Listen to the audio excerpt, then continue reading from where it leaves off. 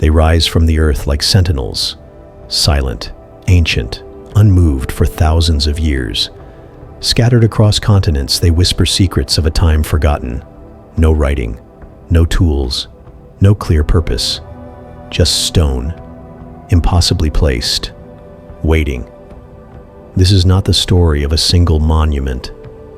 This is a journey into the enigma that surrounds the megalithic stones. And what you're about to hear may change what you think you know about the ancient world.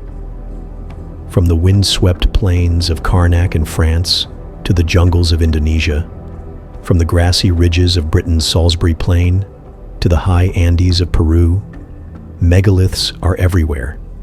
Massive stones, some weighing hundreds of tons, arranged in strange formations, circles, lines, spirals, and yet they appear on every continent except Antarctica. Different cultures, different eras, no connection between them. And still, the designs echo one another. Were these sites born of coincidence? Or are they evidence of a forgotten global understanding, an ancient knowledge lost to time? No one knows for sure. But here's what we do know. The megaliths predate our oldest written records. Stonehenge, for example, was already ancient when the pyramids were built. Göbekli Tepe in modern-day Turkey, older still, dates back over 11,000 years. That's 6,000 years before the invention of the wheel. Yet the people who built these colossal structures left no written language, no blueprints, no grave sites of kings or priests, just stone. Stone so precisely carved, aligned, and placed that even with today's machinery, many of these feats remain difficult to replicate. So, who were these people? Hunter-gatherers, early farmers, something else? Some archaeologists call them proto-societies. Others whisper of an unknown civilization, a lost chapter of humanity erased by flood, fire, or time.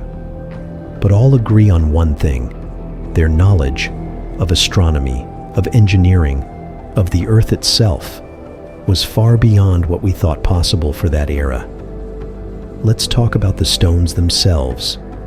In Baalbek, Lebanon, lies a stone block weighing over 1,000 tons. How was it moved?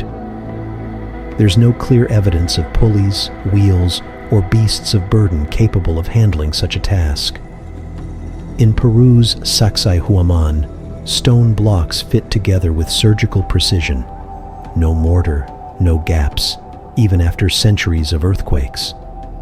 In Easter Island, the Moai statues stand tall, and no one can fully explain how they were transported across rough terrain. Could they have used sound, liquid stone, magnetism? Some even suggest ancient technologies now lost to us entirely. Of course, mainstream archaeology dismisses these ideas. But the truth is, we still don't know. And the more we dig, the stranger it gets. One of the most chilling aspects of megalithic sites is how many are astronomically aligned. Stonehenge marks the summer and winter solstices with eerie accuracy. Newgrange in Ireland is built so that once a year, a single beam of sunlight floods its inner chamber, on the exact day of the winter solstice. In Nabta Playa, Egypt, a megalithic circle in the desert marks the cardinal directions. 7,000 years ago, how did ancient peoples, without telescopes or written records, achieve such precision? Even more haunting, why did they care? Some theorists believe these sites weren't just calendars. They were portals, gateways to the stars, or warnings, or perhaps tombs for gods.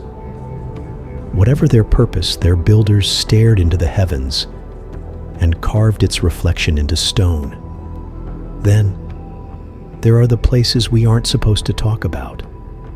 Sites dismissed, covered up, forgotten on purpose. In Russia, megalithic walls near the Ural Mountains are composed of stones 3 to 4 times larger than those at Baalbek, and yet are barely mentioned in mainstream texts.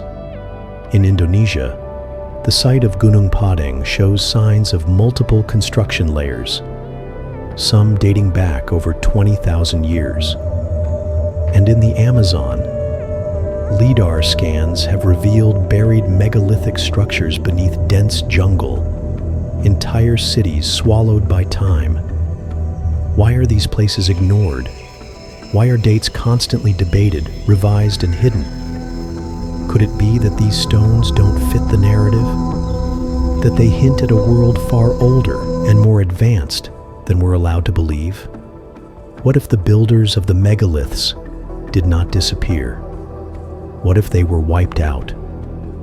Some researchers point to the Younger Dryas impact theory, a proposed comet strike around 12,800 years ago that caused sudden global cataclysms, floods, fires, ice.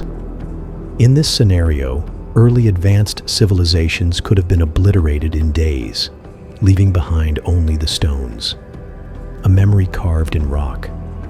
Many myths, from Atlantis to the Sumerian flood tales, speak of a lost golden age, swallowed by water or fire. What if these weren't myths? What if they were memories? Echoes of a time when humankind reached higher than we can imagine, only to fall into silence. Maybe the stones were temples, maybe tombs, maybe star maps, or maybe warnings. Today they remain, weathered, worn, but unbroken, and still they whisper. But to whom? Maybe to those of us who still wonder, what if the megaliths aren't just relics of the past, but messages to the future? So the question remains, when the time comes to finally understand the riddle of the megalithic stones, will we be wise enough to listen